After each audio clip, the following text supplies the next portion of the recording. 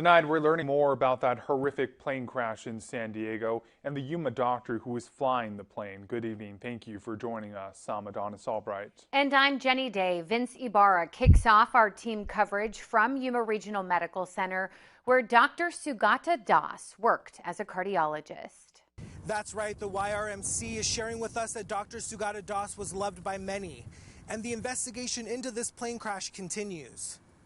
National Transportation Safety Board investigators arrived Tuesday at the scene of the fatal plane crash in Santee, California, gathering what they could to piece together how the crash happened. We're also learning more about the Yuma doctor who died on that plane, Dr. Sugata Das. YRMC Chief Medical Officer Dr. Magoo saying Dr. Das would often commute back and forth from San Diego to Yuma, saying Dr. Das was an experienced pilot and that the Yuma cardiologist was someone people loved to be around.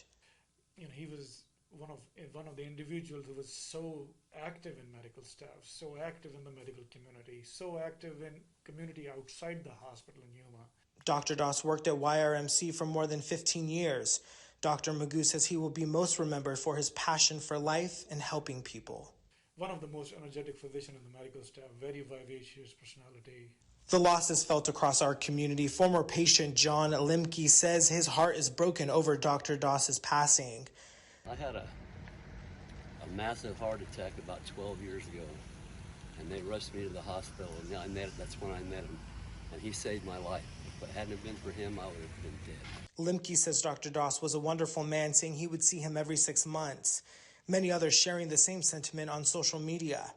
YRMC adding that Dr. Das's career as a cardiologist spanned for more than 15 years, touching the lives and hearts of many. A big loss for our community.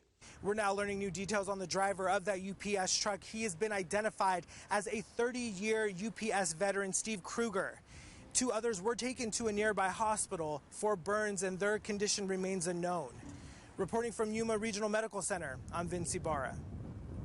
Vince, thank you for that update. Truly just a tragic loss for our community. Also tonight, we're learning more about Dr. Das's history as a pilot. He would often travel to many destinations on that private jet. Yeah, the Federal Aviation Administration issued his commercial pilot's license in October of 2014. News 11's Cody Lee continues our team coverage from Yuma International Airport with what else we've uncovered. Based on audio I obtained between Dr. Sugata Das and an air traffic controller at Montgomery Field in San Diego, the doctor was flying dangerously low and not staying on path. Your 22 Golf looks like you're drifting right of course. Are you correcting? New audio detailing the minutes before a plane piloted by Yuma cardiologist Dr. Sugata Das crashed in Santee, California. Low altitude alert. Climb immediately. Maintain 4,000. Climbing immediately. Okay, it looks like you're descending, sir. I need to make sure you are climbing, not descending. Go to climbing. The controller requested that Das increase his altitude, but for some reason he's not able to comply. Air 22 Golf, low altitude alert. Climb immediately.